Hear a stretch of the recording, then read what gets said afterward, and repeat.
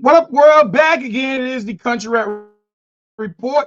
Yours truly, Big Excel. Y'all know what it is. When you check out the Country Rap Report, you're going to get the best in the genre of country rap, whether it's via country rap hot topics, whether we're doing reviews, whether we're doing reactions, or whether we're giving you exclusive artist interviews. All right, today we're going to be giving you just that, an exclusive artist interview. But before I bring up our guest, I want to always remind you guys, please hit that subscribe button. You haven't already subscribed to the channel, please hit that subscribe button. Make sure you hit that notification bell. That way you know every single time we drop. Also, if you like what you see, if you like the content, don't be afraid to hit that thumbs up.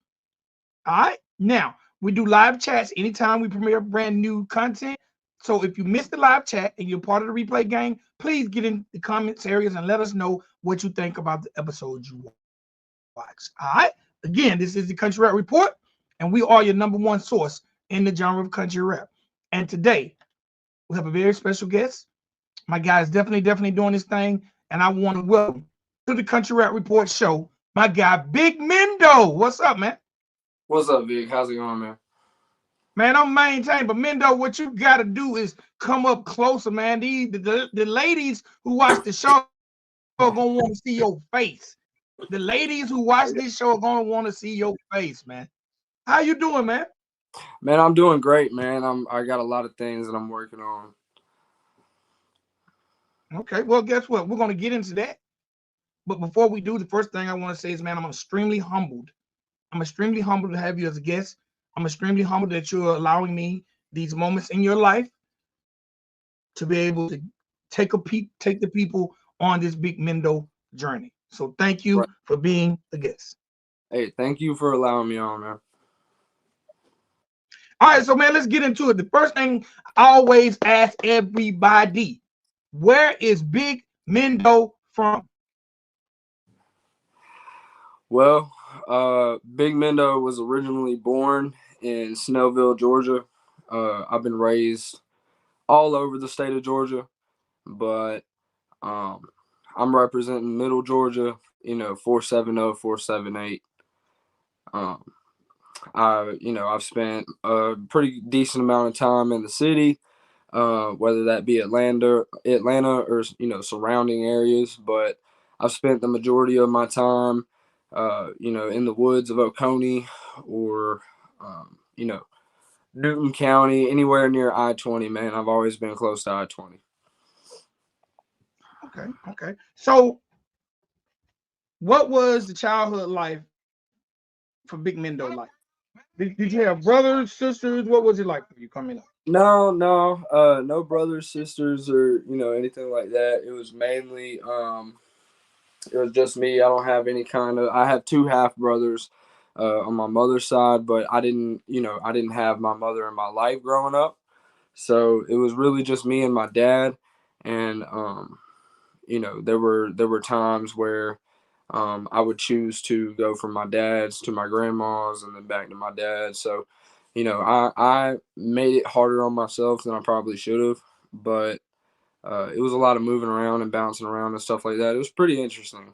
Um, I dropped out of, well, not dropped out, I got expelled from high school in 10th grade. And that's when I had to really, get my hustle on, get a job, get my stuff in order and stuff like that. And yeah, as far as my youth goes, I wasn't exactly the greatest kid, but, I had my fun and all that good stuff. But yeah. So would it be fair to say you were rebellious?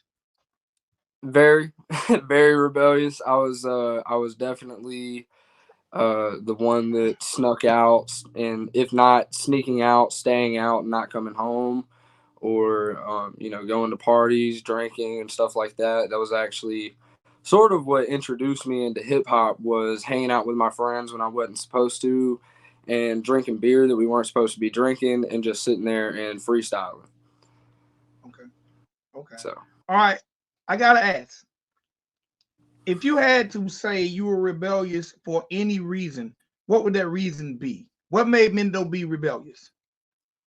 I think everything was really boring to me. I'm one of those people where I play dumb a lot, and don't get me wrong, I do a lot of dumb shit. But I'm not an idiot by any means. I am a smart individual, and most of the time, school sort of bored me, I guess, in some aspects. I didn't pass any of my classes, but when I took my GED class, I passed everything at a college level, and I had only seen 10th grade classes.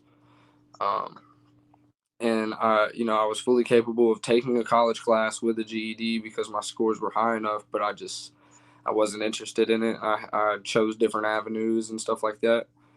Um, I think it was mainly just pure boredom is why I went and did it. Not any kind of rebellion against my parents or anything like that. Okay. Okay. So you say hanging out at the parties was kind of like your introduction to hip hop. Like, who are some of the early artists you remember checking out? Um, Man. Well, I grew up listening, as far as, um, old school, real hip hop. I was growing up listening to, uh, you know, people like Manny Fresh, Boosie, Yin Yang Twins, Lil Jon, Ti. Basically the rappers that made Atlanta blow up at one point in time. Those were the people that I grew up on, along with Big Smo, Bottleneck, Upchurch. All these infamous country rappers as well.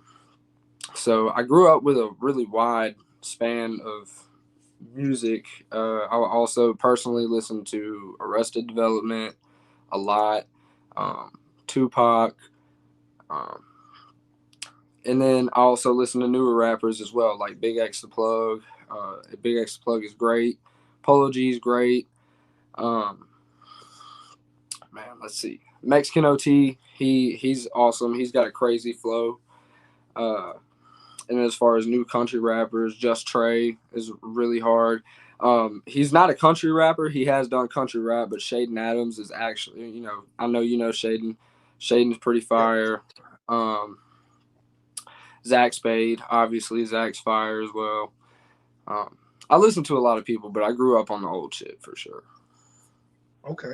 All right. Now, so there's a big difference from being at the party, listening to the hot shit, to saying, I think I can create hot shit.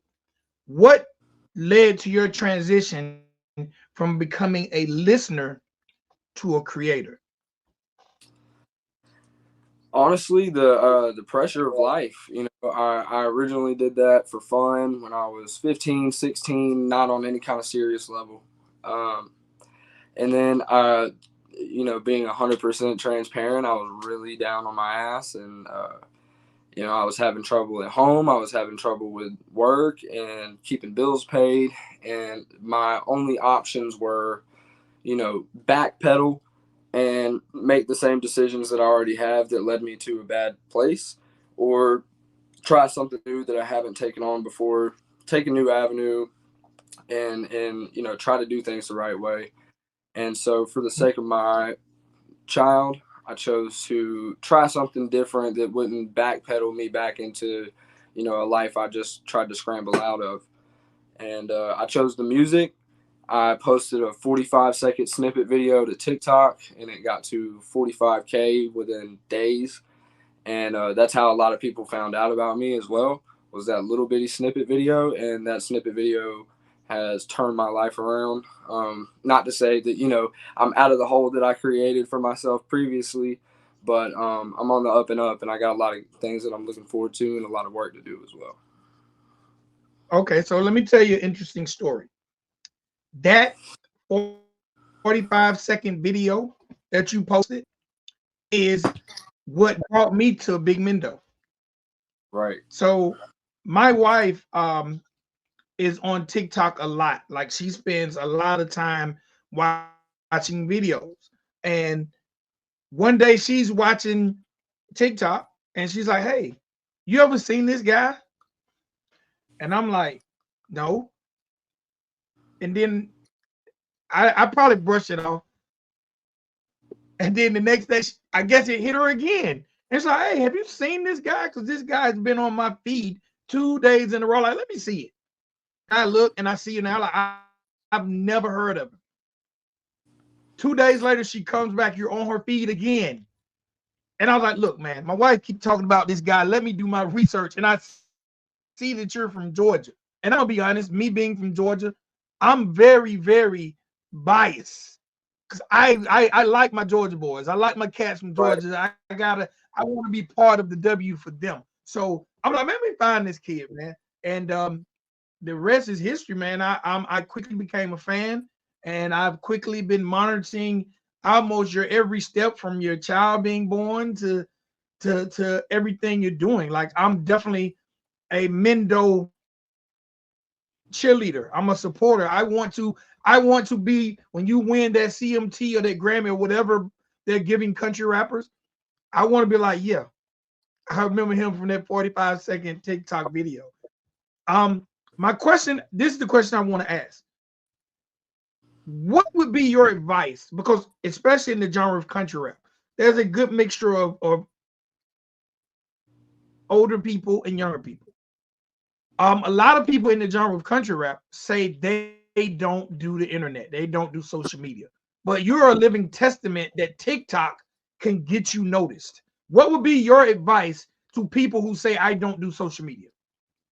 Well, my advice would be, if you're trying to build a house and you have the tools in front of you to do it, why not use the tools? Don't make it any harder on yourself than it already is, especially as an independent artist. We have all these tools, and that's what social media is. It's a networking platform for you to advertise yourself. And so I highly recommend that people, a lot of these apps have promotion tools, and I'm not one to spend money on a social media app, but they do work and they do help. And then as far as, things like TikTok, I know TikTok can be a controversial app among certain groups. But things like Instagram, Facebook, they're amazing ways to advertise yourself and really get your name out there. And also, there's a whole lot of love in the world. People will share the shit out of your stuff, especially if they like it. So as long as you're putting out quality, quality content or quality music, and you're being your authentic self, as authentic as you can be, I think the sky's the limit, especially if you're using all the tools necessary. Okay. What made you pick the video? Do what? What made you pick TikTok as opposed to Instagram or Facebook to upload that video? I posted it everywhere. I posted the Oh, video everywhere, and I posted it, uh, I think twice on Instagram, like a regular reel, and then on my mhm. story, and then I posted it on YouTube as a short, and TikTok just took off, man. People showed a lot of love, and they shared it, reposted it, sent it to friends and everything, and I mean, it was quite literally overnight. I woke up to, it was 20,000, then 30,000, then 40,000. It was blowing my mind, really. Um, so, I didn't really use any one in particular because I thought one would do better. I tried them all, and I Okay. utilized all of my resources. And one of those hooks, I caught a bite, and it worked. And here I am now. Okay. For those who haven't seen that reel or that short or the TikTok upload, what was it? So it was actually me, 5 minutes after I wrote that verse, sitting in my work van, just spitting it, with playing the beat on my phone. It was about as raw as it gets, man. Playing it on the phone, recording it with another phone, posting it up to social media, and people loved it. And I had a lot of people, Mike Bama being one of the first people, say, dude, if you haven't gone to a studio, if you haven't recorded a song, you need to do it. You have skills, you have potential, and the sky could be the limit for you as well. So that TikTok video is the only reason that I even started taking this music seriously. Okay. All right, let's backtrack. Let's go backwards a little bit Okay. to my initial question of what made you want to go from being a consumer of the music to a creator of the music.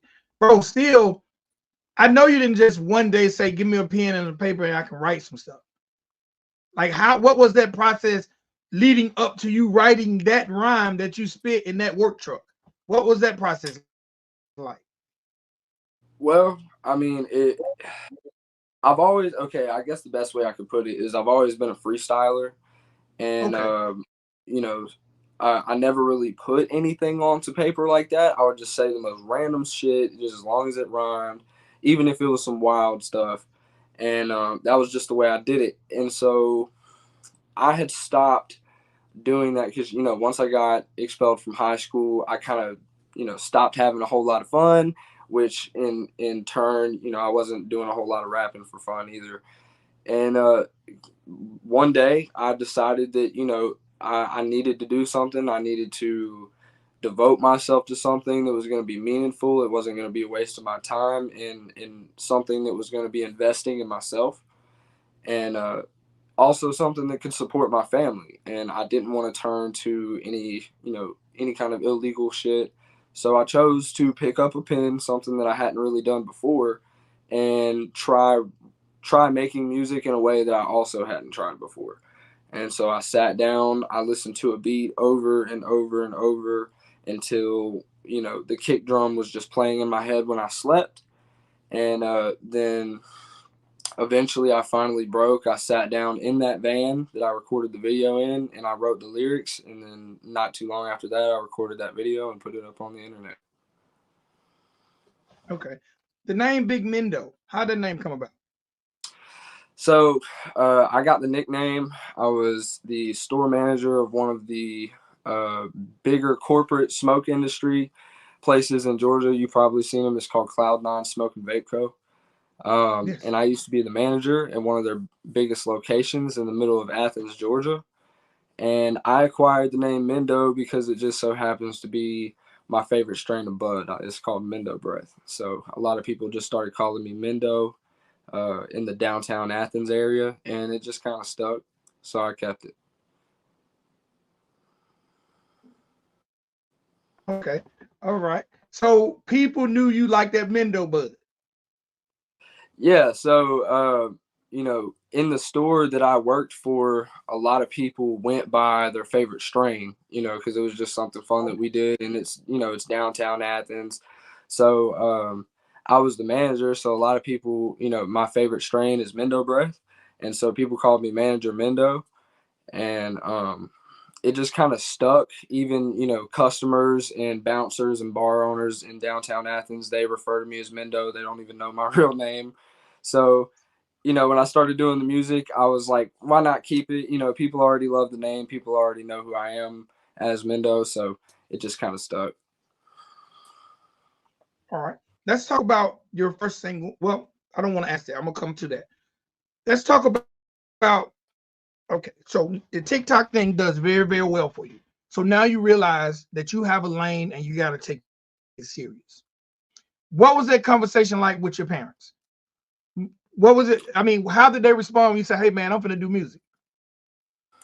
Man, I can't lie. My mom was definitely like, I don't know if that's the best move kind of deal.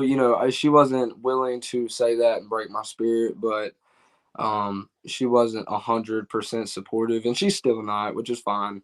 My dad, on the other hand, he is 100% head first in it with me in the trenches, like taking me to shows, taking me here, taking me there if I need to.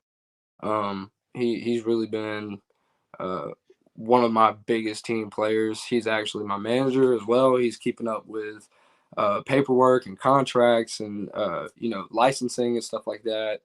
So as far as my dad is concerned, super supportive.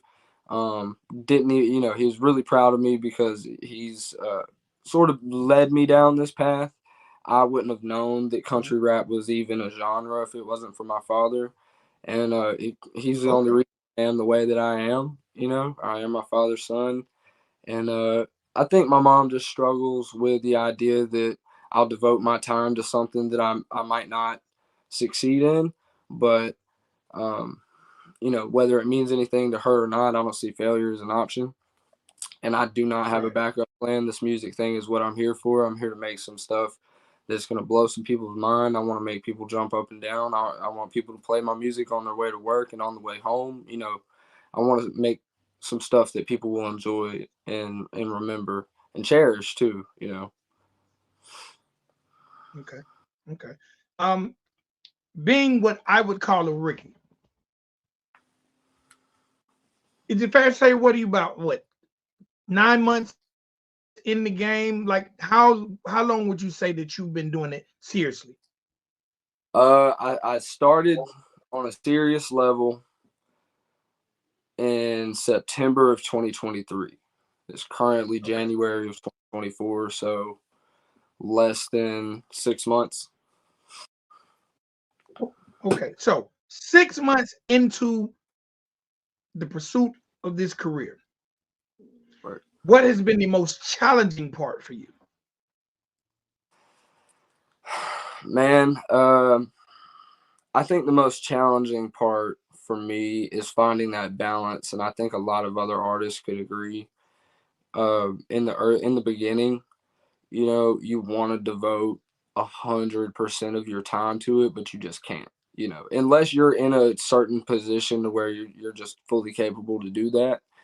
Um, you know, if you have children, or you're working a full-time job or two jobs, it's really hard to kind of work in that time, that energy, that effort. You know, so finding that balance has really been difficult for me, but you know, I've had a lot of guidance from a lot of these other artists who, use this platform and other platforms like it. And I got to say, I have a lot of people that really look out for me and, chop some game with me and give me advice on how to kind of see through the BS that gets thrown at you in the music industry. Because it's a lot of unnecessary stuff, drama, rumors, stuff like that, how not to get involved with it, how not to let it get to you. So, I think my biggest obstacle so far has just been finding that balance, and I think I'm slowly getting there. All right. Let me say this about rumors and drama. The one thing I've learned, because I've been doing this a long time in the music space, the one thing I know about rumors and drama, it's almost impossible to stay away from them if you're moving progressively. If you ain't doing nothing, don't nobody want to talk about you because you ain't got nothing going on. If you have motion and movement, somehow it will find you. But I think just based off what I see from you, you seem like you're very, very level headed, bro. Always just keep it positive and keep it pushing. But if you ain't Right. got no hater, if you ain't got no hater, you You ain't probably got ain't nothing. doing nothing. Yeah, yeah. If you ain't got no hater, you ain't got no motion. They ain't got on their job. So when they start hating on you, or if you start hearing your name in arenas that you shouldn't, they're talking about you because you got motion. And I know that's sad to say, but if you ain't got no motion, don't nobody care. So, Right. but stay away from it. Don't contribute to it. Just keep winning. Cause think about it. If the music industry was a sport, right? They Right. only really talk for a long, extensive amount of time about the winning team. Like right now, they're not talking about the teams that are not in the playoffs. They're only talking Right. about the teams that are in the playoffs. So that's kind of like as you win, you're going to be news. And I try to stay away from drama, but somehow it finds me. But it also lets me know that I must be doing something halfway right if they want to mention me. And I feel like that about any artist with motion. Right. At this point, 6 months into it, what do you feel like has been the most valuable thing you've learned? Be careful who your friends are. I think one of the biggest things that I've learned, even in the time that I've been doing it, is not everybody who helps you is your friend, and not everybody who hurts you is your enemy. You know, there's snakes there. You know, yeah, there's snakes in the grass, but there can be snakes in your bed. You know what I mean? And you might not know until Right. they try to bite you. But I think the only comment that I would have to say about that, or to build off of that, is if you do something for somebody, do it in good faith. Don't do it in respect something in return and not voice that, and create some kind of tension that shouldn't even be there. Uh, I think a good, honest mindset is a good way to go. Yes. I think I always say this to my grandkids. Conversation rules the nation. Don't be afraid to have that hard conversation. True, Don't be afraid true. to ask that question. It's better to ask that question and get a no before you do the deed than ask that question after the fact and get a no. Or don't do things for people expecting something because they might not have what you expect. You know what I'm saying? Like, don't come paint Right, my house and expect $1,000 without telling me you want $1,000 and I only have 200, and I give you my 200 and you walk away saying I'm cheap as hell. Well, I didn't even know you wanted $1,000. You feel what I'm saying? Um, right, I one of the hardest lessons I learned in this game, but I learned it. I remember when I was managing a group, and man, we had motion. And in my hometown, they booked us to do a show. And it was 9 members in the group. We was like a Southern Wu Tang, and they booked us to do a show, bro. And I promise you, they only promised us like $100, but I was just so goddamn happy that they were booking us. They finna make $10 each. We don't care, man. We just finna be on the stage. You know what I'm saying? So, bro, they book us. They tell us to come to the club. Boom, boom, boom, boom, boom. We're there. We perform. Next thing you know, man, the club is empty, and I can't find the promoter to get that $100. You know what I'm saying? So the lesson I learned was, and I've never made that mistake again. Never made that mistake again. I learned, even though they told me they was going to pay me $100, I never asked when I was going to get it. You feel what I'm saying? So without me right, asking when are you going to give us this money, they were able to leave and me never get it, period. A lot of times we'll be so happy to be in a situation that we won't ask the most important stuff. I talk to artists all the time, and I might ask artists like, "Who made that beat?" And they'll be like, "I don't know, bro. How you put out a beat? You put it up for consumption, and you don't even know who made the beat, which right. means you don't know if they want some money." You know what I'm True, saying? true. A lot of times we are afraid to ask those hard questions because we don't want to hear what we think we might going to hear. And I think that's a very valuable lesson, bro. Don't be afraid to communicate. If you see people doing something for you, day one say, "Hey, what do you want out of this?" Because you might not be able to accommodate them, or they might not be able to accommodate you. So I think that's a good practice because everybody who said they're your friend, they ain't your friend. Right, They ain't, they right. ain't your friend. One thing I also say a lot of times is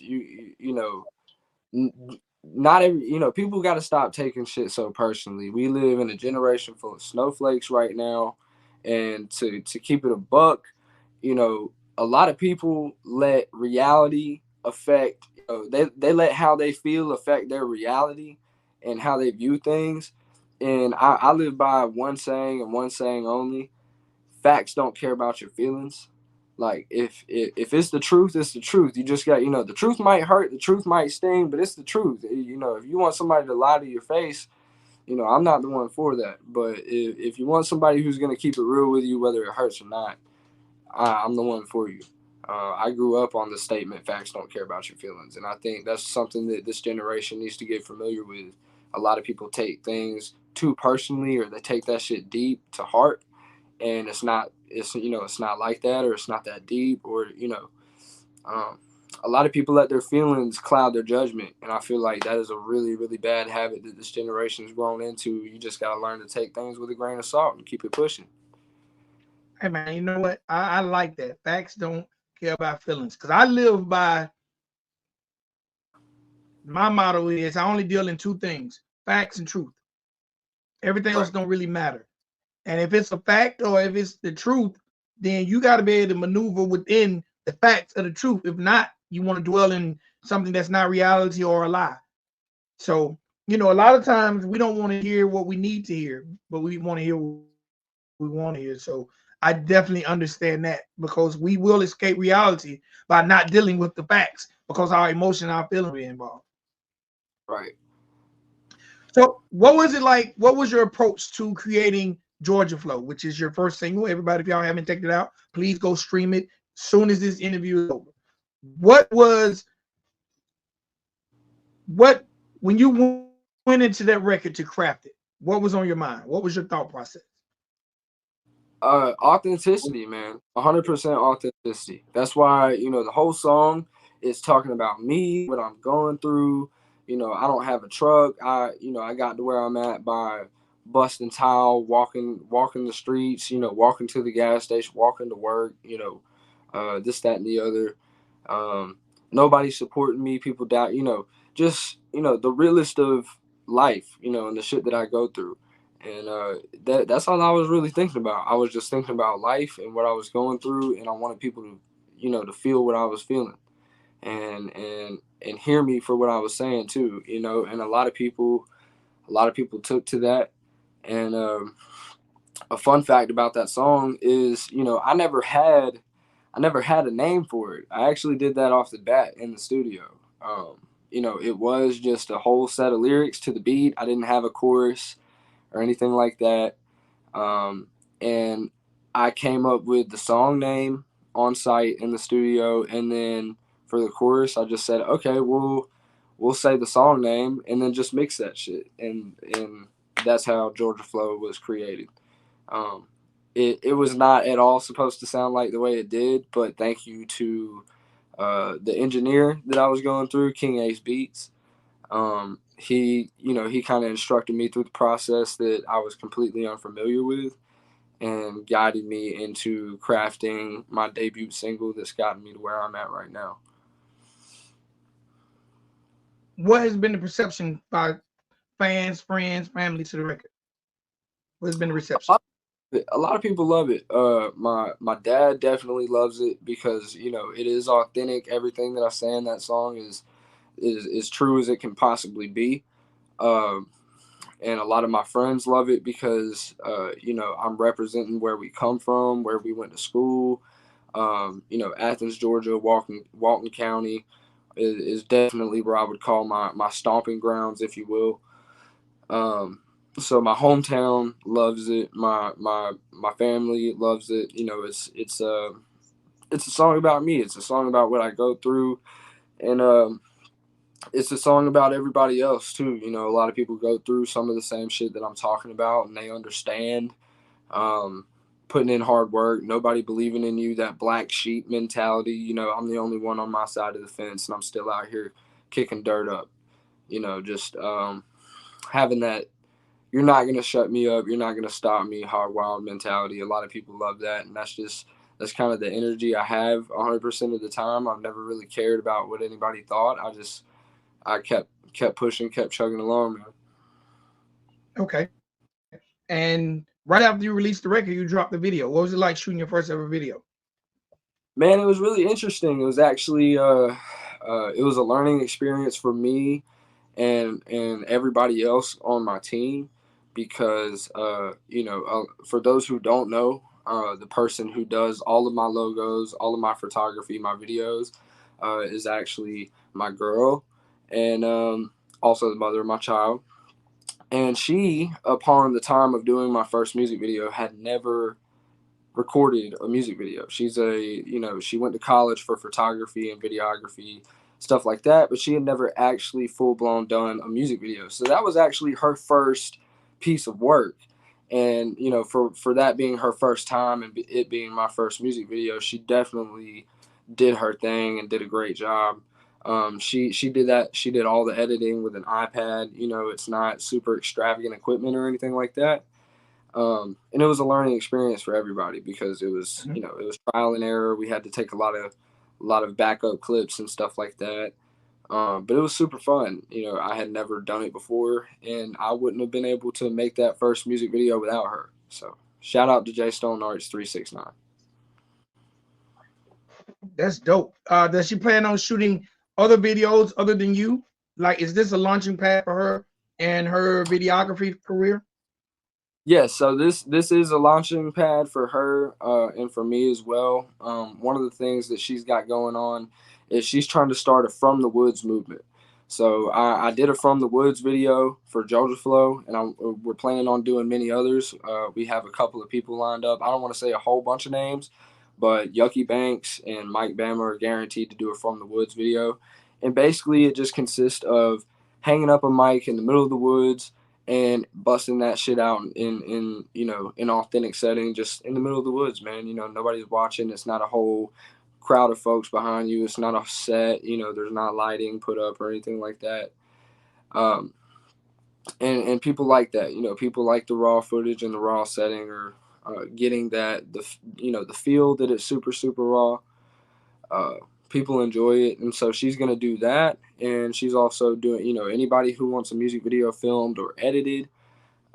She's doing that. She's also doing logos for people like Mike Bama, Shaden Adams, myself, a few other people.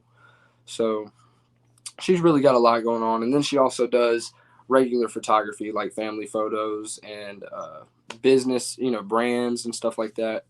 So she definitely stays busy with the camera. Okay. Oh man, definitely. I would definitely like to talk to you or her more about the from the woods, because I actually was in the process of wanting to start something called On the Porch, and I wanted to dangle a mic on the wooden porch and have artists come do their thing. So, man, let's definitely talk about some possible sponsorship or collab work with From the Woods, because I could definitely help you guys cipher in artists to come be a part of that. I think that's Yeah, really, really absolutely. dope. I think that's I think it's needed in the genre. All right, before I let you go, because I know you got a lot of stuff on the horizon. You just dropped the freestyle on the Big Extra Plug beat. Yeah. Um, I know you got an EP coming up with Dunbar.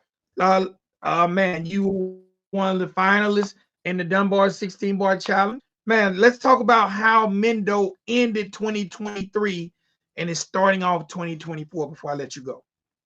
Yeah, yeah, absolutely.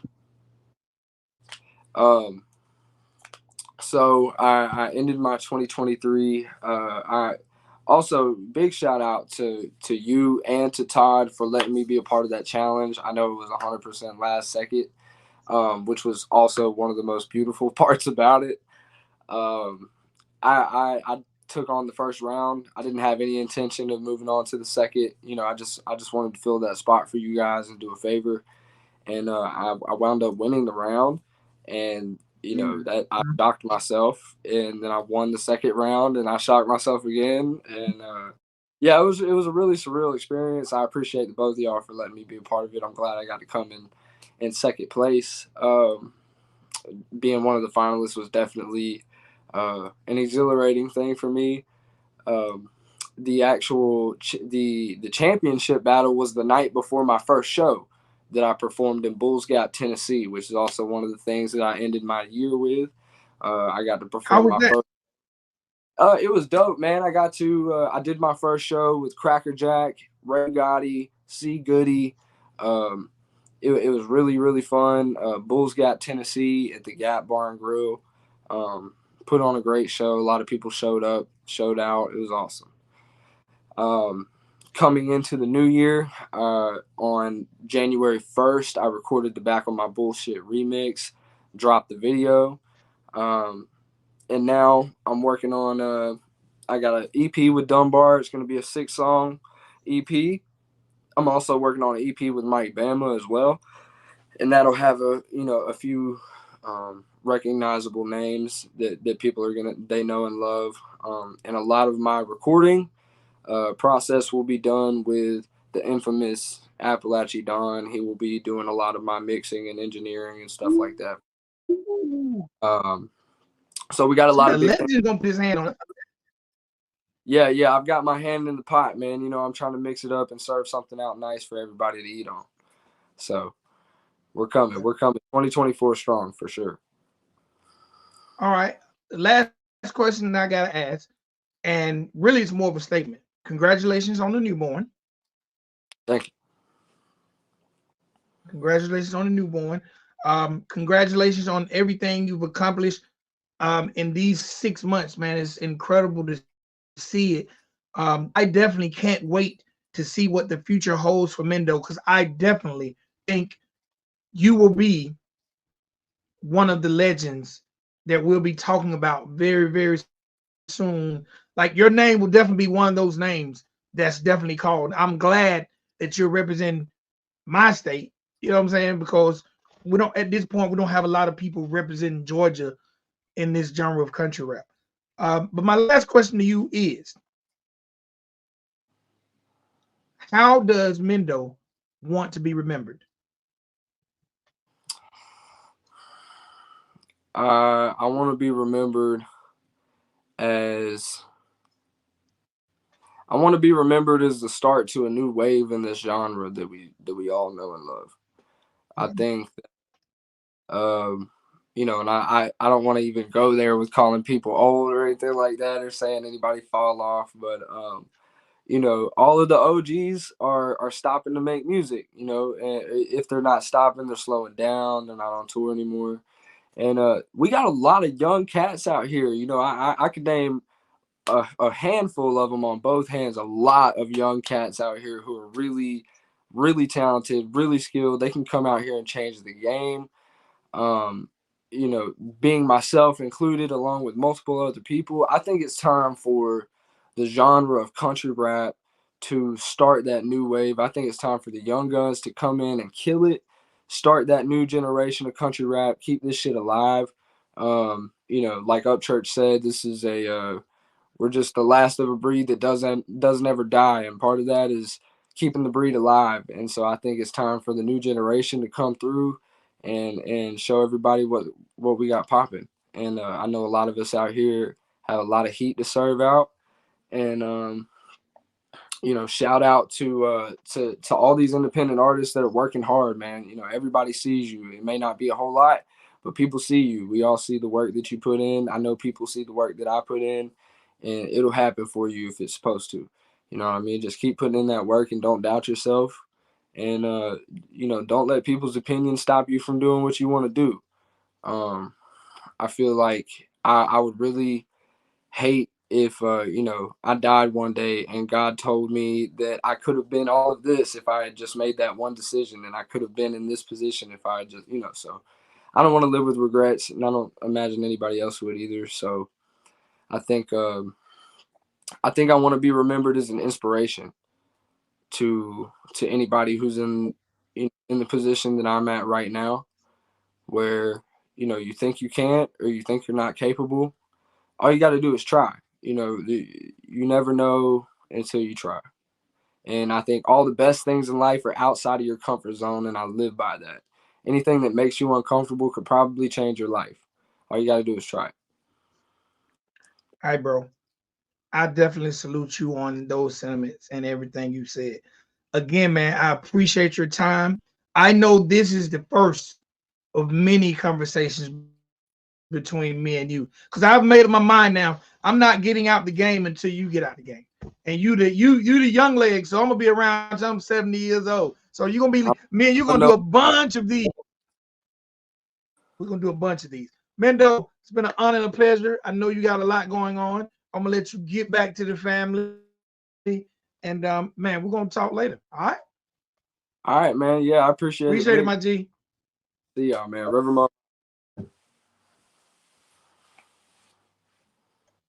Ladies and gentlemen, boys and girls, that is my dog. That is the youngin. That is Big Mendo. If you haven't already had an opportunity to check out Georgia Flow, make sure you do. Check out Back on My Bullshit. The video is crazy. Georgia Flow video is crazy. Streaming on all platforms. Check out the homie Big Mendo. Make sure y'all sub up to him everywhere on social media, whether it's TikTok, Instagram. Sub up to his YouTube channel. Support the young. He is the future of this genre country rap. All right. It's your boy Big XL. This is the Country Rap Report. Remember, time is the one thing we can't get back. And if you chose to hang out with me tonight, I truly appreciate you. All right? Make sure you sub to the channel if you haven't already. Hit that thumbs up. Hit that notification bell. Till next time, Country Rap Report. Your boy Big XL. Peace.